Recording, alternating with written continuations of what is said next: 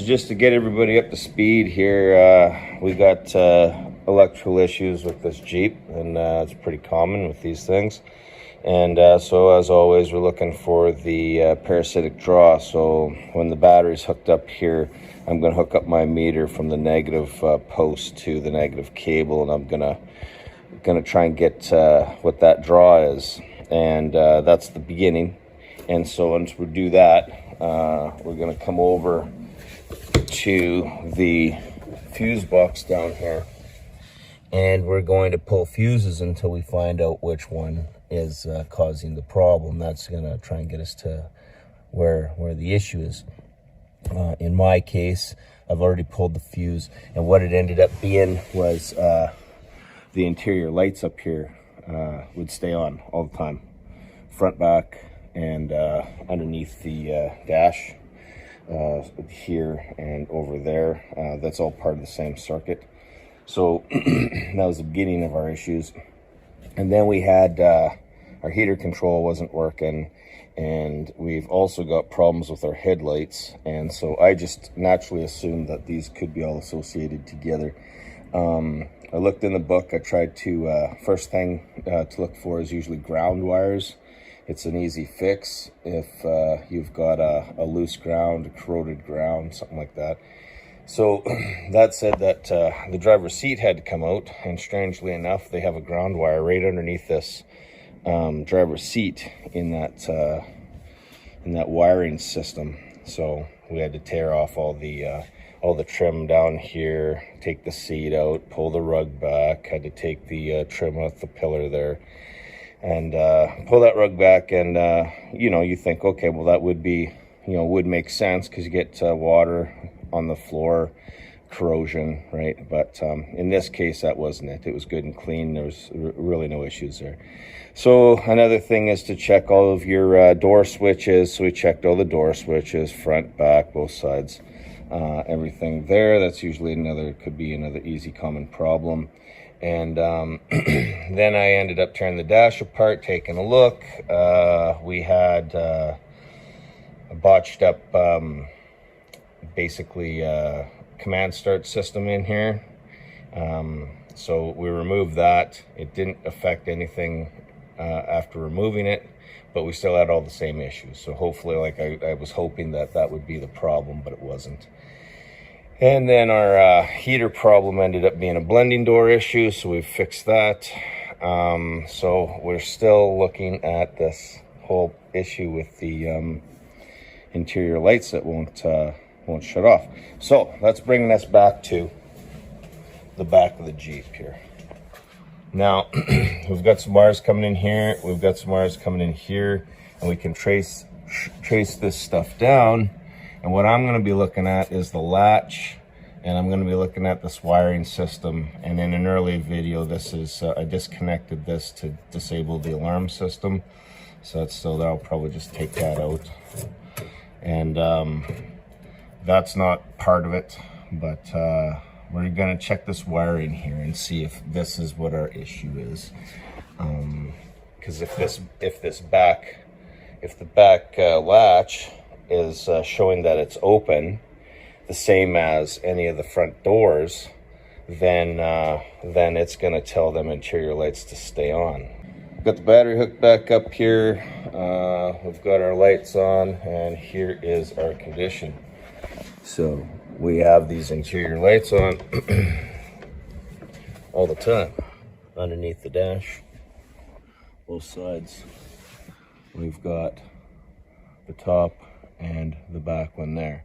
So the first thing I tried doing was I unplugged the window wiper for the rear there. Came across some information that helped somebody with a similar issue. So unplug this, hasn't made a difference. So next I'm going to target the latch in here. Interesting is this latch, like the back hatch isn't loose, doesn't seem to be loose, but our stoppers here, they're pretty wore out. Like, in fact, there's supposed to be another chunk of material there on both sides. So I was wondering if that was taking away some tension, and if you're bouncing around, if this lift gate is kind of rattling around. It felt like it was rattling around when I was driving, but I figured that was more the cover here, because we've got broken bolts and stuff to hold that down, so that isn't being held down very tightly. So I'm going to go ahead and I'm going to plug this rear window wiper back in, and then we're going to chase down something else. Remove that rear latch there, and that ended up being a couple of these Star Torx fasteners. I think this is a T40. So there's 3 of those to remove.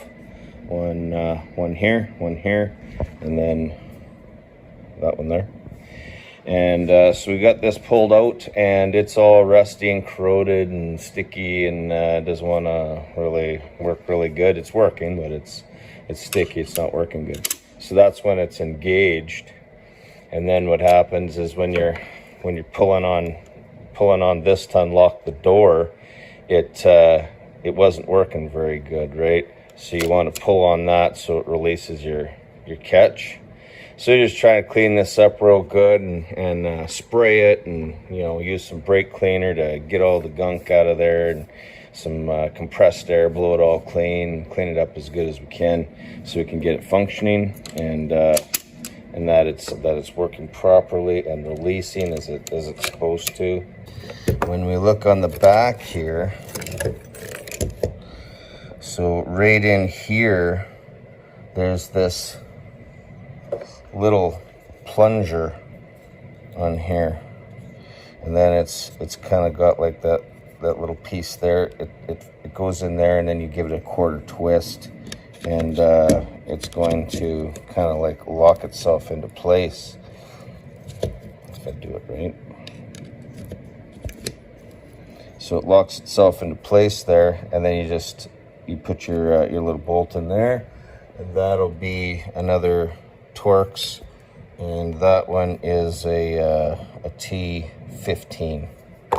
So I've cleaned all this up. I'm going to put it back in, see if that works.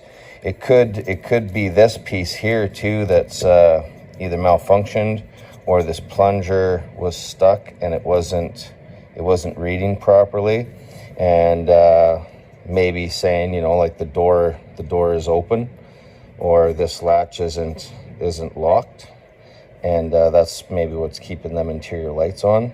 So we'll put this back in, and we're gonna find out if that fixes our problem. Installed that latch, got it all cleaned up, installed it, put it back in there, hooked up the battery. We're still got our interior lights on. So the next stage of the game shall be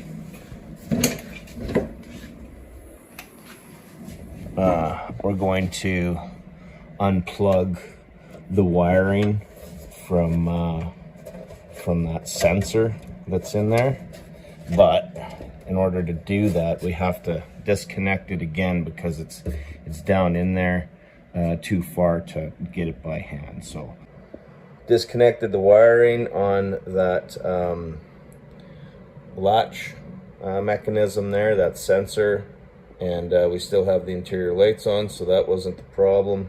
So we got to keep looking a little further here.